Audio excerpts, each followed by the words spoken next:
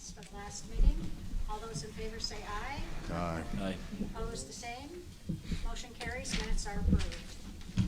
Now we have citizens' communications. The citizens who signed in are from our own department and will be, or our own hospital, and they're going to be the moment of the wow moment of the month recognition. Hannah?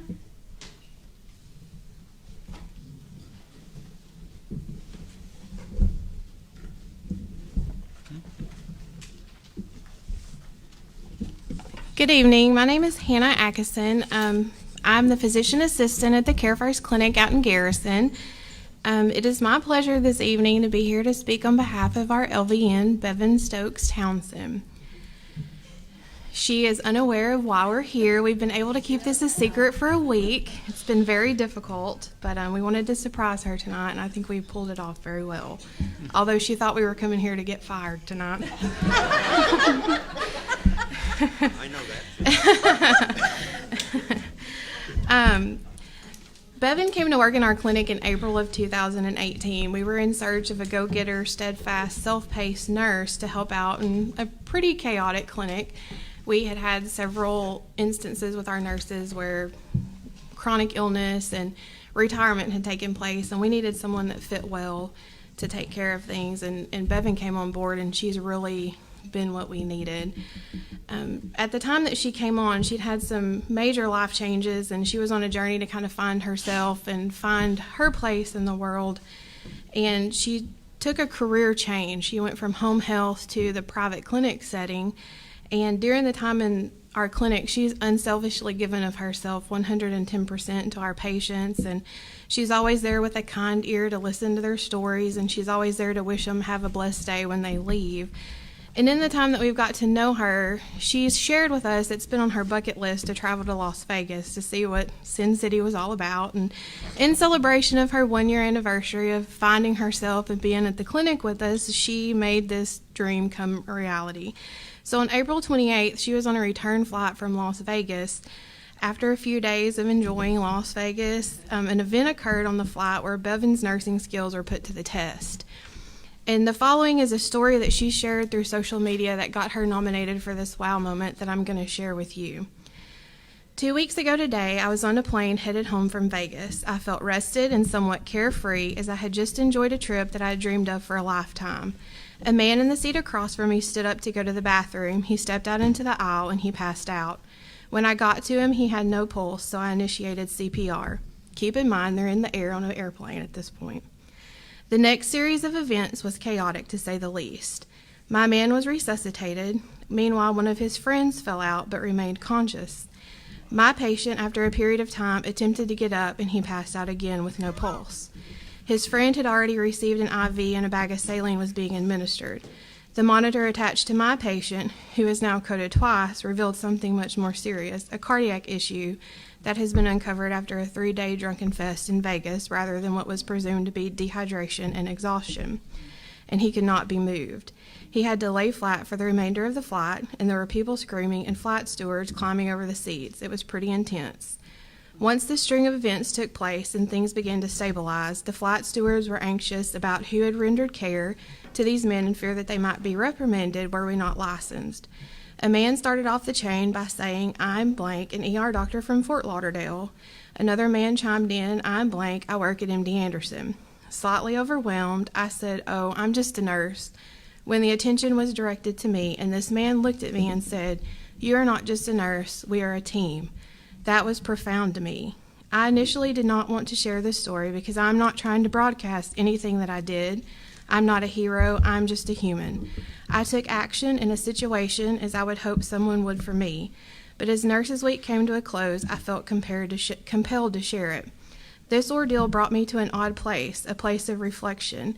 It was quite a ride home as I contemplated on the fact that I went on that trip to escape reality and actually found myself in the moments that I was rendering care.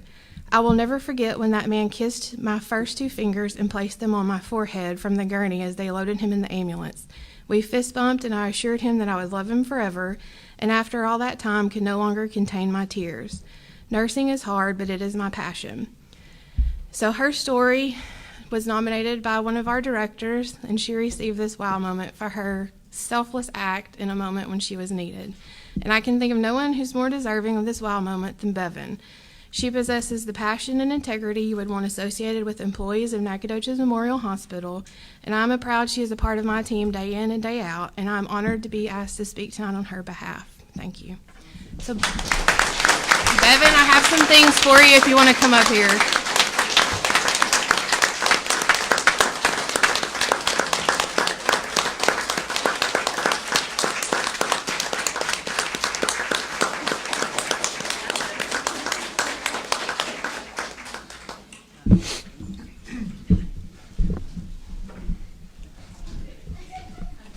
Thank you very much. That was very inspiring. We really do enjoy hearing stories like that of staff members of ours just going above and beyond, regardless of whether it's here in the hospital, out on the street, or up in the air.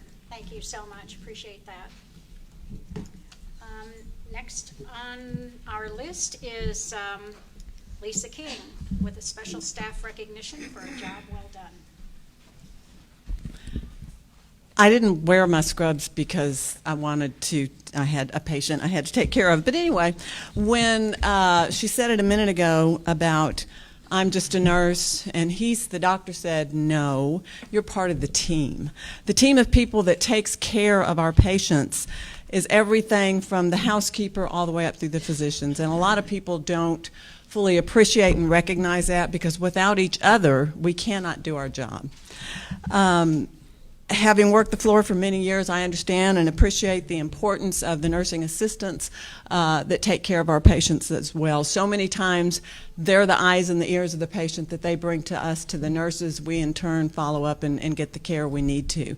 So without the nursing assistants, we literally can't effectively do our job either. So you guys are a huge part of the team. This nomination came for a job well done for 2 employees, and it actually came up from a difficult situation with a patient.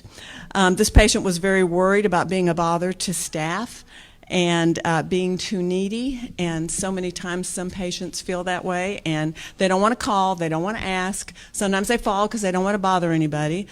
That's not what we want. We want them to ask us for help. These 2 ladies made this patient feel at ease. His face would light up every time they would walk in the room. They provided excellent care in a compassionate manner while maintaining the patient's dignity, and that's something that you just can't say enough about. They always went above and beyond meeting the patient's needs and maintaining his self-worth. And I think that's one thing about it that's so important that we need to recognize. And we have 2 employees, Yolanda Menifee and Dominique Burks. Would y'all please come up front?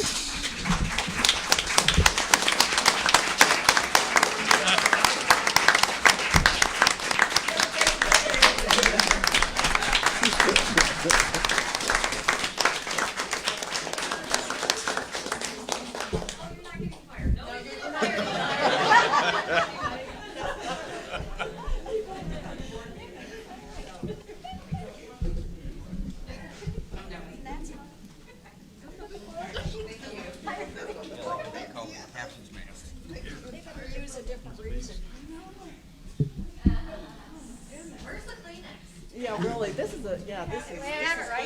This is good stuff. Okay, next is Board Education. Oh, okay. I'm glad you're here. Thanks for the Kleenex. So I just wanted to introduce the board education today is going to come from the program director for our BOMAR, which is our inpatient rehab unit, and that's Toya Urbaniak, and she has a whole crew here to support her tonight. So Toya, come and educate us about BOMAR. Thank you. And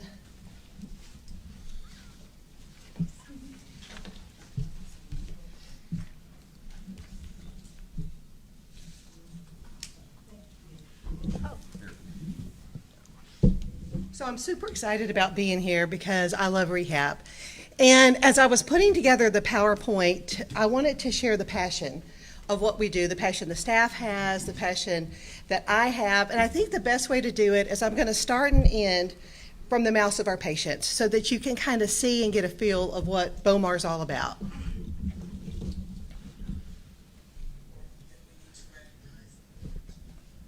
It feels strange, but it's still wonderful just to be able to stand and walk. It's not like it used to be, but that's okay. A positive attitude explains Tommy Deaton's survival. The journey began in July of last year. I had been playing dominoes with friends of mine. Felt great the night I went to bed. But Tommy woke up deathly ill. Her husband, Paul, called an ambulance. The quiet-spoken woman remembers little of the following days other than what she's been told.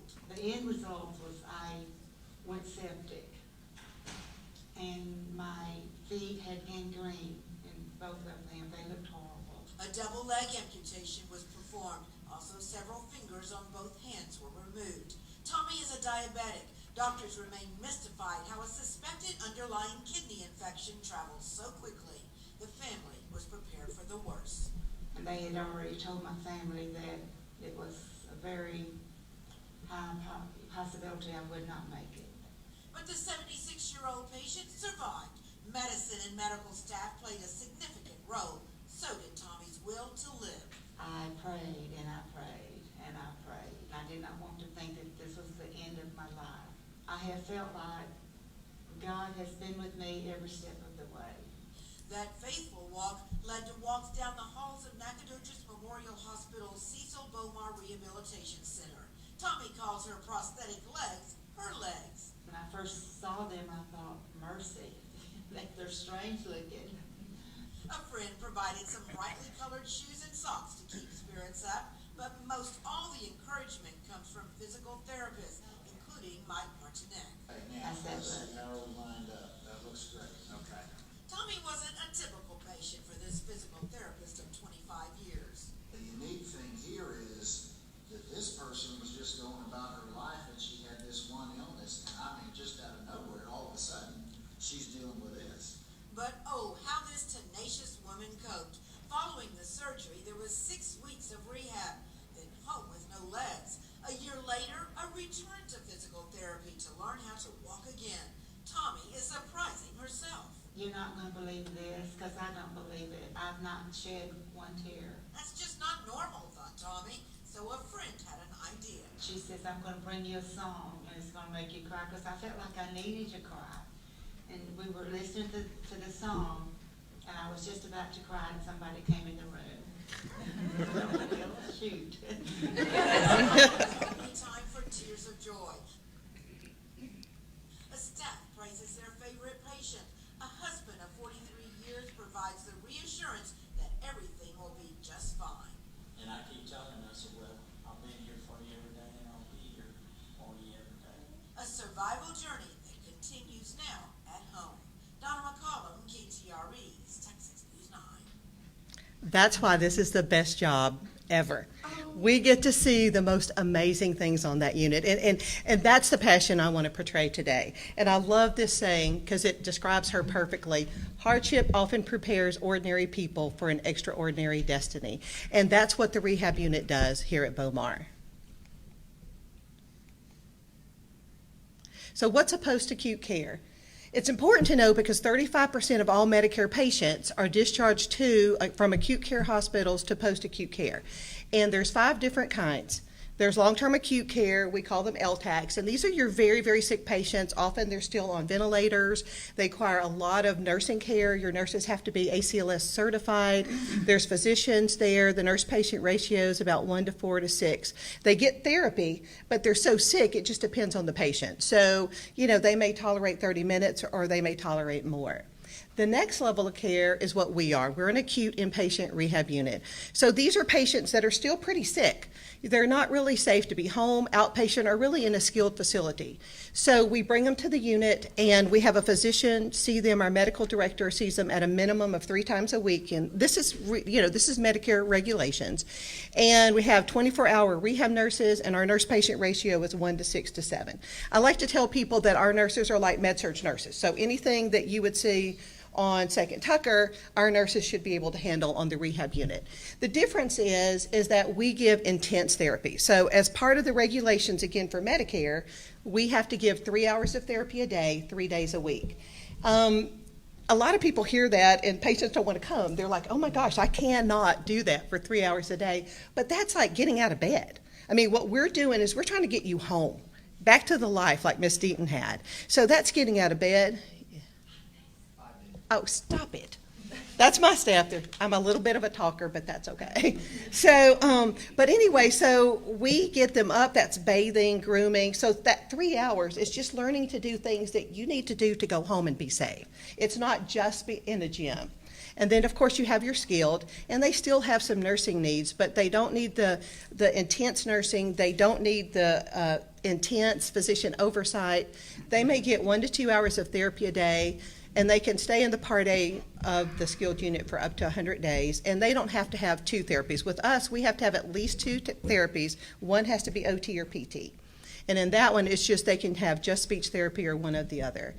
A RN is only required to be in that building 8 out of 24 hours, so you won't always have an RN in a skilled unit 24/7. And then their nurse-patient ratio is 1 to 12 to 1 to 20. And then next is outpatient therapy. These are patients that travel to get therapy. They get 1 to 3 sessions a week, and they get PT, OT, and speech, but no nursing. And then last but not least are your homebound patients, the patients that go home, but it's difficult for them to do outpatient, so they have people, nursing and therapy, come to their home. And what makes Bomar special? So acute rehab units are great, but Bomar is special, and this is just a gem in our community. And the people that make it so special are all our staff, our nurses, our therapists, housekeeping, just our social worker. And basically, it's a fun unit. If you've never been there, you need to come to the unit because you're liable to see one of my staff members out there line dancing for the patients, you know, and we have Olympics at there, so we have funny hat day. So there's always something. We're trying to take a very serious situation where a lot of times people feel like they've lost everything, and we're trying to make them be motivated, feel excited about what they're doing, and know that they can go back and have a life. So how do we compare with the region and the nation? So when you look at your unit here at Nacogdoches Memorial Hospital, how do we do with the other units across the nation and region? We give patients a numerical score on bathing, grooming, walking, transfers, speech, language, cognition. I put data into the computer when they get there and data when they leave. And so from that data, it spits out how we compare with the region and the nation. So we have what's called rehab impairment categories, and there's 21. I'm just showing you 10 and all of it, but if you'll take a look, we're the yellow. We do incredibly well when you compare us with the region and the nation. And one of the things I'm particularly excited about that I found out yesterday is that we're giving, so they give something called a PIM score. It's just a report card. Well, Nacogdoches Memorial last quarter, we were in the 91st percentile of the nation, which is significant. So it's a great unit. So at Bomar, we have 10 private rooms and 5 semi-private rooms. We have what's called an ADL apartment, an apartment of activities of daily living. And so again, everything we do is trying to get you where you can go home and take care of yourself. So we have a kitchen. Any given time, you're going to see patients cooking in there with our staff. Our speech therapist and occupational therapy team, they work on that little grocery store looking thing, so they can go in there and plan a menu, reach for things off the shelf, put it back. We have a kitchen, a bedroom, and what's so really cool about this is that we can use it for individualized therapy, but let's just say we have a patient, it's time to go home, they're afraid they're not going to do well at home, or we're afraid they're not going to do well at home. We can actually put them in that apartment for a couple days, and then they can take care of themselves while we have nursing and therapy watching them and monitoring them. We have a training bathroom with a tub and then a washer and dryer, and they actually take the patients there to wash clothes, fold them, so that they can practice all the things that they do when they go home. And then last but not least is our therapy gym, and I went to, hold on, I'm challenged. what we're really excited about, and Katie's in here, we were the recipient of the golf tournament monies a couple years ago. And that is a transfer training card that we're really proud of that we got with that money. And what's cool about that is whether you have a truck or a low to the ground car, if they give the staff how many inches above the ground, they can raise that little car up and practice getting in and out of the car in a simulation that kind of mimics what they actually have. And then another thing we did with the money that we got is we put in an outdoor picnic area, which is great for families, but also we can use that for therapy. You know, not all men or women like to be in the kitchen, but they may like to grill. So we can actually take that patient out there and have them grill and simulate what they would do at home. And then we have an outdoor garden. So if we have gardeners in the spring, they can take them out and actually, you know, they can plant plants or flowers or food, just any kind of thing like that. What we want to do is motivate people, and we want to make it real to them. We want to kind of tie what we're doing to what they'll be doing when they go back in the real world. We have a transportation van. We get meals with that van. We can take patients to get x-rays, to dialysis, and things like that. Okay, I want to end this with showing you one more short clip. It's 2 minutes, and it's another patient that we had. But if you get a chance, please come visit us. It's a great little unit.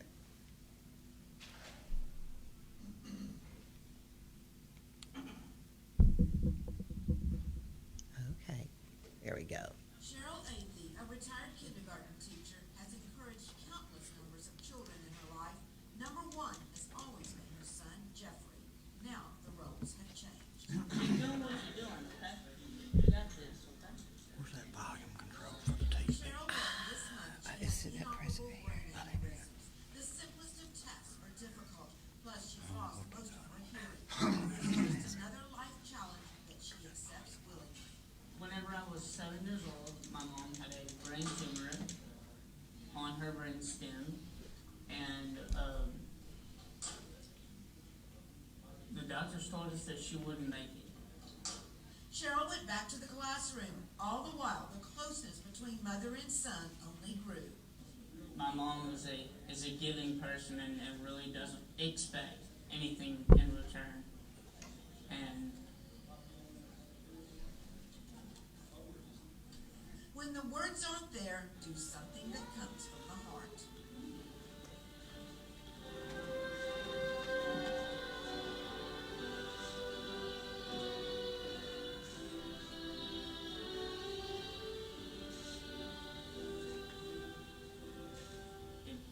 it means more to me than anything to have supportive parents like you and Dad. Thank you. The milestone is so significant in so many ways. There's no better way to celebrate than with loved ones. So- He was graduating from college and did not want to walk without his mom seeing him. So with a whole team of people, including Vanessa and Dietary, we set his graduation to have there so she could actually hand him his diploma. So that's our little unit.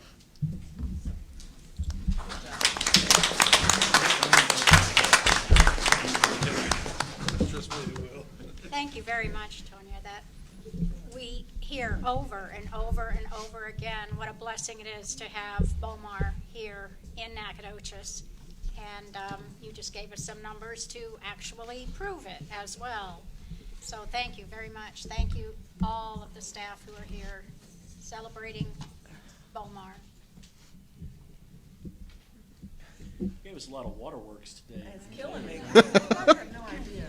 And knowing Cheryl Athey and working with her over the years, when that happened to her, it was so horribly traumatic, but she just kept herself positive and out there. And when that happened, I mean, we lost it. It was awesome. So thank you guys for that. Okay. We are going to have Dr. Farron give us the medical staff reports. Ed, if you make us cry, I swear. That's a tough act to follow, I'll tell you. The Credentials Committee met on the 14th, last Tuesday, and the Medical Executive Committee met today and approved the following reappointments. Rena Joyce Abril Walker, certified nurse midwife. Matthew Daugherty, podiatry. Cassidy Hagler, dental surgical assistant. Roderick Kelly, PA, emergency medicine, Michaela Overturf, dermatology, Christopher Watney, emergency medicine, and then there were 2 folks withdrawing, Sean Omsberg of PA and Stephen Dickout, orthopedics. So we would present these for approval. Thank you. Do we have a motion? I make a motion to approve. Second. It's been moved and seconded that we approve the Credentials Committee medical staff report. All those in favor say aye. Aye. Opposed, the same.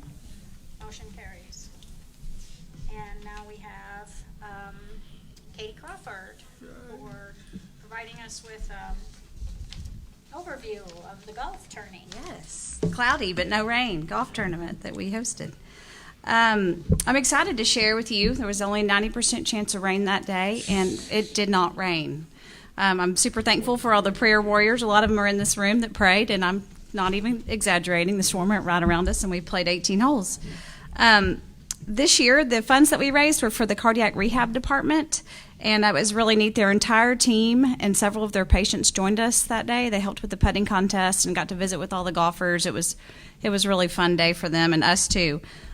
We had over 65 golfers join us this year to play, which was great, and they were so thankful too for the no rain. We had amazing sponsors again. Our gold level sponsors were ESS and HCC. That's Emergency Staffing Solutions and Hospital Care Consultants, for those of you that don't know. Our silver level sponsors were Dykema and Dr. and Mrs. Ed Farron. I want to say a special thank you to the support that we got this year from our board of directors, Grasshopper Anesthesia and James Stockman for sponsoring our putting contest, Dr. Ryan Head and Patrick Coons for sponsoring a team, Anita Kite for her generous in-kind donation, and Sean Hightower and Dr. Huggins, Dr. Smith with Piney Woods Pediatrics and MyMD Select for their whole sponsorships. I'm very, very grateful for y'all's support. Our tournament's co-chaired by myself and David Schaefer. He's our pharmacy director here. But the reason that tournament is such a success is the volunteers that we have that come and join us. If you've never been, it's really kind of neat. Every snack stop, there's our staff are there. We're all in matching shirts and just excited to host you guys. This year we had 41 volunteers join us for that day, and I'm super thankful for them. So the results of who won, everybody always wants to know that. First place went to a team made up of YPS and Richard, Sarah, and Jack Wallace. Richard's here to vouch for that. He's pretty proud. Dr. Farron's given him some grief and huddles. And our second place winner went to E-Tech. They also sponsored our $1 Million Shootout in our volunteer shirts this year. But overall, we had a great turnout, great sponsors. I'm proud to give the department a check for $23,310.73. And we're going to do a big check presentation. They'd like us to come to their department with their patients, and so we're not going to be doing that tonight. We're going to go to them so their patients can play a part in that. That is up about $1,500 from last year with less teams, so we're still proud of that number. We're already planning next year, no pressure, May the 1st, 2020. No rain, more money. It'll be a good day. Thank y'all. Thank you, Katie. Good news. Okay, result of operations, Rhonda McCabe.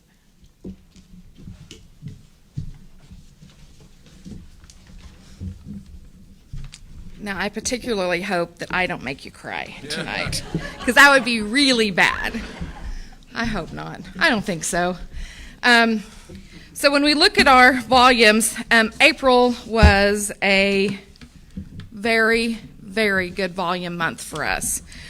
This is kind of how I've presented in the past. When you look at our admissions, 314 admissions. Rehab admissions were 32. Our births were 59 compared to 43 last month. GI procedures, we had 91 compared to 68 last month. Cath lab procedures, we were at 118. And ER visits, we were at 2,041 compared to 2,077. What I thought I'd do is kind of give you maybe a little different way to look at this. And I did a volume comparison of our 6-month average and where we ended up for the month of April. And in every single category up there, other than the emergency visits, our April volumes were higher than our 6-month average. So considering that 6-month average covered the winter seasons, I am just phenomenally proud of the volume that we had in our organization for the month of April. It was great. That is great, great news. When you look at our admissions by payer, there's really nothing unusual here, but I thought I would just go ahead and present the slide. We had 136 Medicare admissions, which is the top line in blue, 66 Medicaid, 48 managed care, and self-pay we were at 32. So that trend is kind of similar to where it's been looking. I want to point out a couple of things for the month, though, that really indicate, in my opinion, what a good job we're doing managing our facility. When you look at our average length of stay compared November through April, in November we were a little over 5.2 on our average length of stay. This is a really big indicator because you want that number down. We want to take care of our patients, and then we want to get them out to the appropriate level of care, whether that be to a post-acute or whether that be to home. We don't want them here where so I'm so pleased to see that our average length of stay dropped to 4.7. So you might be thinking, well, that's great, but probably it's April, patients weren't as sick. And so one way that we indicate and then we look at the acuity of our patients is our case mix index. So when you look at our case mix index, our total overall case mix index was right at 1, which is the blue line, and our Medicare was over 1.6. So case mix trending up, average length of stay trending down. Cannot get two better graphs than that. And just to clarify, the higher the number, the sicker the patient. The higher the number, the sicker the patient. Yes. So and then typically your reimbursement is better because your patients are sicker and you're coding them correctly. So very, very good indicators there. At the same time, our team has been doing a fabulous job, and Mindy and Dr. Farron, I gotta give kudos where kudos are due, on getting our days unbilled down, because this is really an indication of how quickly we're going to get our cash in the door and what our cash is going to look like. So our days for April were right at 5. So incredible days. We've been hustling and getting and moving on those. So everybody, thank you for that. That makes such a big difference. And this is where it makes a big difference, because our patient collections for the month, we're at 5.6 million.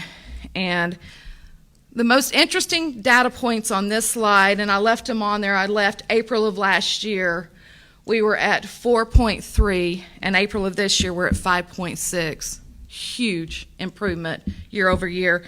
March of last year we were at 4.5. March of this year we were at 5.2. So just so proud of the business office. And a portion of that, I think, is, if you recall, in January we brought some of our billing back in-house.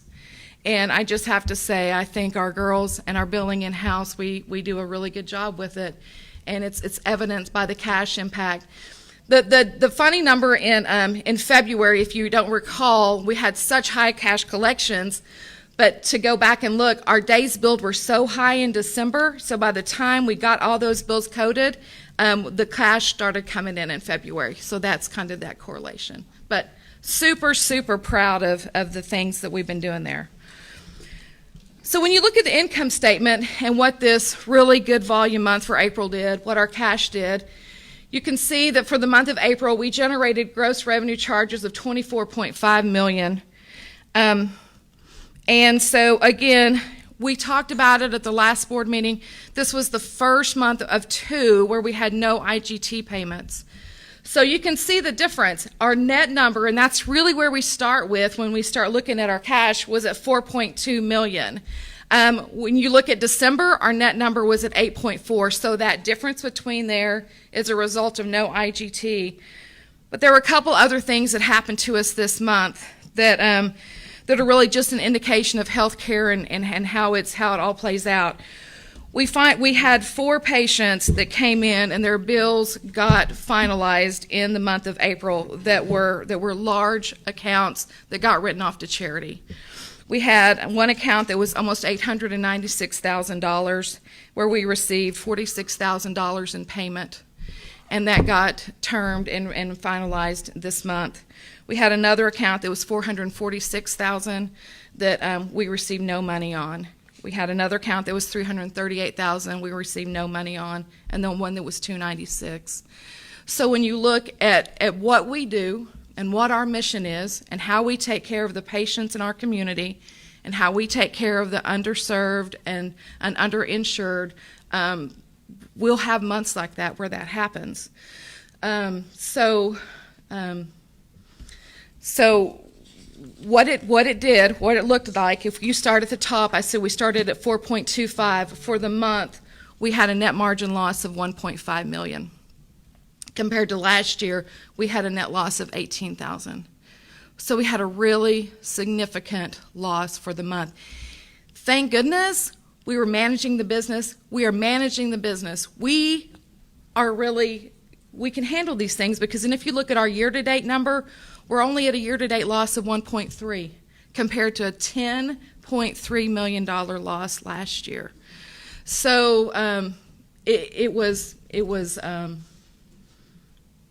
not a great month because of those things, but again, I think we served our mission and we did what we're here to do.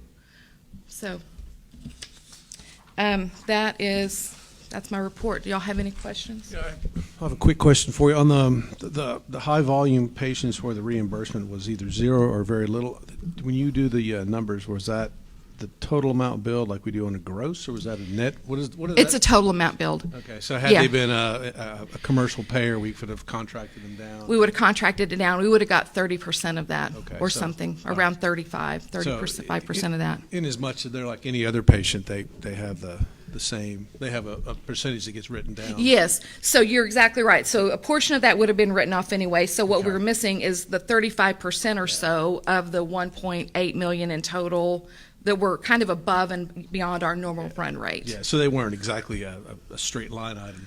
A dollar for dollar. Yeah, they weren't well, because we adjust them all off to a certain degree. All right, that's correct. That wasn't the exact loss then either. Is that correct? That was the exact. I mean, that in essence, that dollar amount is going to go down to your bottom line impact because we recognize 100% of that is revenue. So you'll have to recognize 100% of it as a write-off, as either bad debt or charity. The point being, on another patient, though, we would have written off a portion of that anyway. Right. I understand. Yeah. Okay. Thank you. Clarification, good enough? Okay. Any other questions from the board? Do I have a motion to approve? I'll make said motion. Second. It's been moved and seconded that we approve the results of operations by Rhonda. All those in favor say aye. Aye. Opposed the same. Motion carries. Rhonda, do you want to do the quib? Would you please? Yes, I would like to do quip. Sorry, I was so ready to sit down after that. The only quip update that I have is just to let you know that we did enroll in year 3 of the quip program. So we will participate. We are, it's still debatable, and probably we will not be IGTing for May. We will see if we can IGT in November, but we are participating in the program. So, Okay. thank you. Thank you. Compliance report. Noella, thank you. So last week we had our we had our first quarter review hospital leadership compliance committee meeting. Out of that meeting, there were a few things that stood out. First of all, our HealthStream training, man, we missed 100% by just a hair. We had one employee accidentally not see his second training. So we were at 97.5%. Our compliance target is 95%. So we met our target, but we were like one course away from having that 100%. And we've had it before. It's not that much of a unicorn. We do it. We try and stay on top of it. But the staff's doing great and management's doing great with getting their employees to training. So I applaud them for that. Exit interviews. That had been an issue for us. Getting input from employees who, for whatever reasons, decided to move on. That number is increasing. We actually had just about as many in quarter 1 who actually gave a response as we did for the entire year last year. So we see that process improving, and that helps in trying to figure out ways to creatively get staff to stay. So that's a good thing. And then finally, the admitting department. They had their highest numbers in compliance, I think pretty much since I've been here and started the auditing process. They have such data as Medicare as a secondary payer, Medicare important message, and consents. All of that's required on the CMS regulations, so we do monitor that. And they did very well this first quarter, so commends to Mindy's staff. We've not heard back yet from the OIG on our year 3 report, but we didn't hear from them last year until July, so I think it's early yet. Let's see. I think that is it for open. Are there any questions? Any questions from the board? Anything else? I know that you will have a presentation in executive session as I well, do. so we'll move that to that. Okay. All right. Thank you. We will continue your report in executive session. Contracts and agreements. Richard Wallace, our golfer. Yes, ma'am. I'd like to request an employment agreement that we take to executive session. I'll make said motion that we I'll move it to second. executive. Okay. Second. Everybody in favor, say aye. Aye. Opposed, the same. Motion carries, and that will be taken to executive session. Nacogdoches Transcription Solutions. Rhonda. I would like to table this until next month, if I may, we're still finalizing the contract. Okay. I have a motion to accept to table this till next. Make a motion to table. Second. All those in favor say aye. Aye. Opposed, the same. Motion carries. That will be tabled till next month. Okay, executive administrative reports. Okay, well, first off, I'm pleased to announce that Christine Sutton has accepted the permanent CNO position.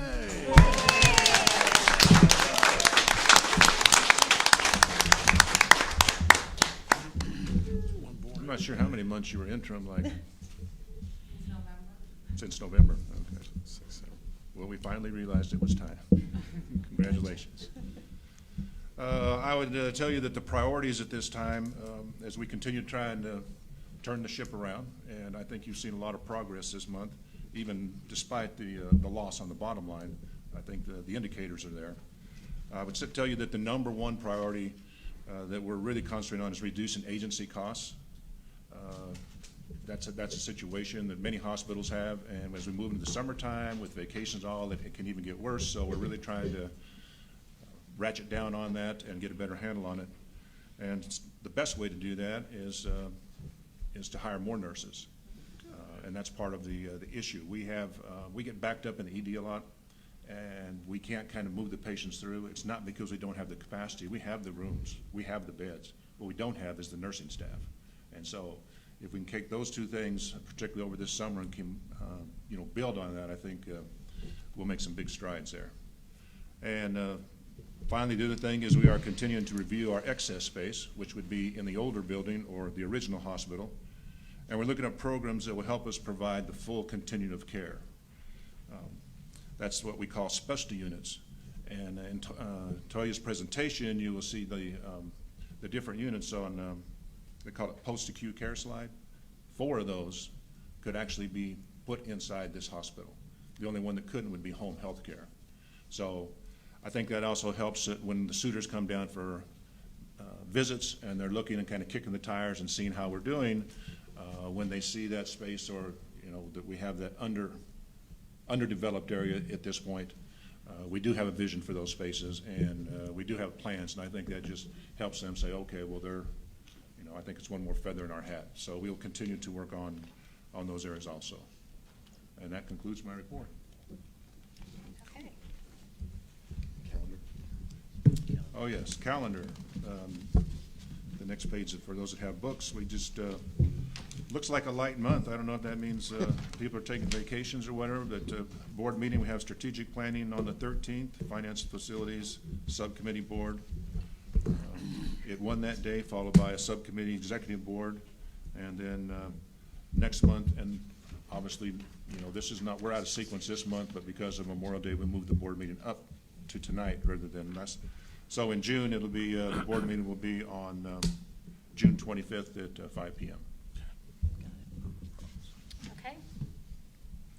Thank you very much for that report.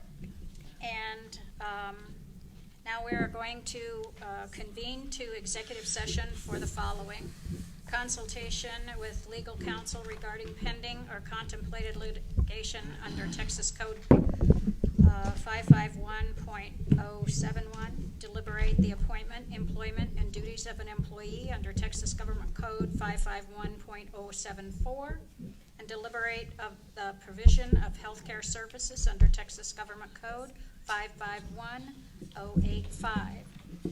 We are adjourned in the open session.